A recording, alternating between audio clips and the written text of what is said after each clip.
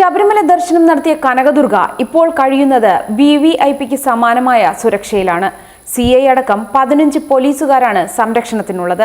രാത്രി ഐജിയുടെ പ്രത്യേക സംഘമാണ് സുരക്ഷയൊരുക്കുന്നത്. അങ്ങാടിപ്പുറത്തെ വീടിനും പോലീസ് കാവലുണ്ട്. മുഖ്യമന്ത്രിക്ക് പോലും SP തല സുരക്ഷയാണ് കേരളത്തിൽ ഒരുക്കുന്നത്. അവിടെയാണ് കനകദുർഗയ്ക്ക് ഐജിയുടെ മേൽനോട്ടത്തിലെ സുരക്ഷ. അതിനിടെ കനത്ത സുരക്ഷയിൽ തന്നെ കനകദുർഗ സപ്ലൈകോ ഡിപ്പോയിൽ ജോലിക്കെത്തി. അങ്ങാടിപ്പുറത്തുള്ള സപ്ലൈകോയുടെ താലൂക്ക് ഡിപ്പോയിലാണ് ഇന്നലെ രാവിലെ 10:20 ഇവരെത്തിയത്. പെരിന്തൽമണ്ണ വൺ സ്റ്റോപ്പ് സംരക്ഷണ കേന്ദ്രത്തിൽ നിന്നാണ് ഇവർ ഓഫീസിലെത്തിയത്. ശബരിമല ദർശനത്തിന്റെ പേരിൽ കനകദുർഗയ്ക്ക് ജീവന് ഭീഷണിയുണ്ടെന്നാണ് വിലയിരുത്തൽ. ഈ സാഹചര്യത്തിലാണ് മുൻകരുതൽ. കനകദുർഗയ്ക്കും ബിന്ദുവിനും മതിയായ സുരക്ഷ നൽകണമെന്ന് സുപ്രീം കോടതിയുടെ നിർദ്ദേശവുമുണ്ട്. ശബരിമല ദർശനത്തിന് മുൻപ് ആനമങ്ങാട് സപ്ലൈകോ ഔട്ട്ലെറ്റിൽ അസിസ്റ്റന്റ് സെയിൽസ്മാനായിട്ടായിരുന്നു ഇവർ ജോലി ചെയ്തിരുന്നത്.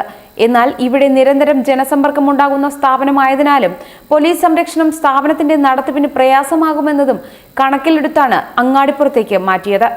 സപ്ലൈകോയുടെ സംഭരണ കേന്ദ്രം അടക്കം പ്രവർത്തിക്കുന്ന ഈ ഓഫീസിൽ ജനങ്ങളുമായി നേരിട്ട് ബന്ധപ്പെടുന്ന ജോലികൾ ഇല്ലെന്നതാണ് ഇവിടേക്ക് മാറ്റുന്നതിന് കാരണമെന്നാണ് വിവരം.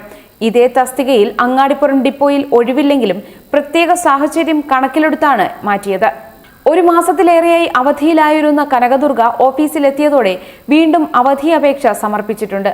1 മാസത്തിലേറെ അവധിയിലായിരുന്നതിനാൽ റീജിയണൽ ഓഫീസറാണ് അവധി അനുവദിക്കേണ്ടത്.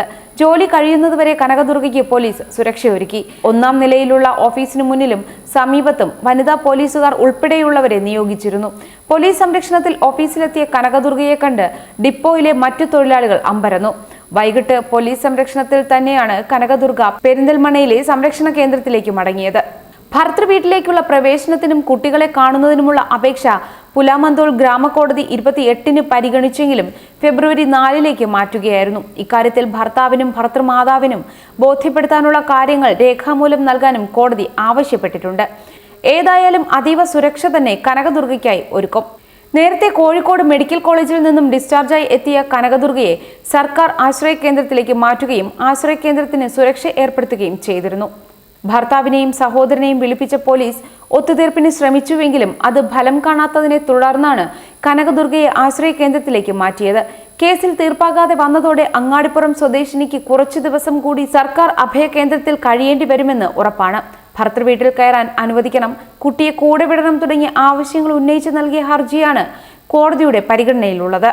പെരിന്തൽമണ്ണ കോടതിയിൽ നൽകിയ ഹർജി പുലാമന്തോൾ ഗ്രാമ ന്യായാലയത്തിന്റെ പരിഗണനയ്ക്ക് വിട്ടിരുന്നു. ഭർത്താവും കുടുംബാംഗങ്ങളും വീട്ടിൽ കയറ്റില്ലെന്ന നിലപാടിൽ ഉറച്ചു നിൽക്കുന്നതാണ് കേസിനും മറ്റും കാരണമായത്. അങ്ങാടിപ്പുറത്തെ വീട്ടിൽ കയറ്റാൻ ഭർത്താവ് കൃഷ്ണനുണ്ണി തയ്യാറാകാത്തതിനെ തുടർന്നായിരുന്നു പോലീസ് നടപടി. കോടതി നിർദ്ദേശിച്ചാൽ കനകദുർഗയെ വീട്ടിൽ പ്രവേശിപ്പിക്കാനാണ് പോലീസ് തീരുമാനം. കൃഷ്ണനുണ്ണിയും കുട്ടികളും കൃഷ്ണനുണ്ണിയുടെ അമ്മ സുമതിയും അങ്ങാടിപ്പുറത്തെ വീട്ടിൽ നിന്നും താമസം മാറ്റി. കനകദുർഗയെ വീട്ടിൽ പ്രവേശിപ്പിക്കാൻ കോടതി നിർദ്ദേശിച്ചാൽ നിയമപരമായി നേരിടാനാണ് ഇരുവരുടെയും തീരുമാനം. കനകദുർഗ സുമതിയമ്മയെ ദേഹോപദ്രവം ഏൽപ്പിച്ചുവെന്ന പരാതി ഇപ്പോഴും നിലനിൽക്കുന്നുണ്ട്.